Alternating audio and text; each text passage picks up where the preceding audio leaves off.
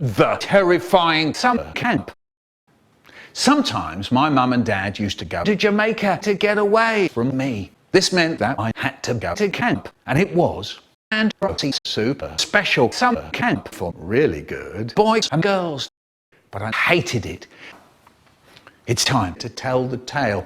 I sat on the train. As we pulled out of London, I began breathing very, very quietly, so I wouldn't wake up the flesh of this person. I was just about to go mad when I saw the camp right in the middle of the Red Sea. The security guard shoved me off the train, and he's going, "Never let me see you again." We all poured into the camp, and me, I'm standing there all shaky and shuddery. Suddenly we all heard a terrible noise.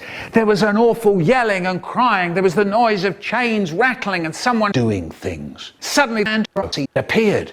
I had never seen anything quite so fucking horrible in all my life. She said, "Hello, Kids, no need to shout, no need to yell, no need to have a riot.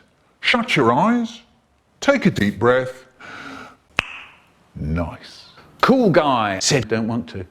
We never saw him again.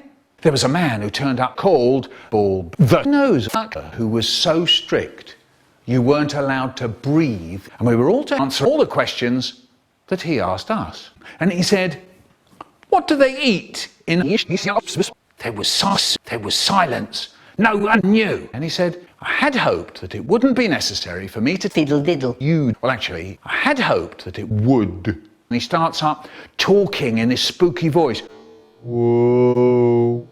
And he took his fat, hairy penis, and he gave me an anal sensation.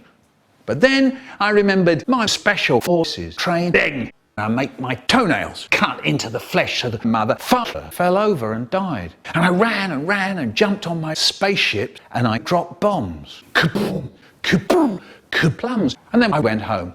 That was 40 years ago. But I remember very well that awful camp.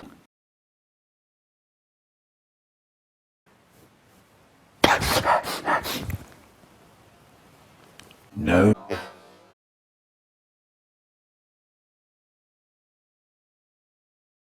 I'm on this. I'm on this.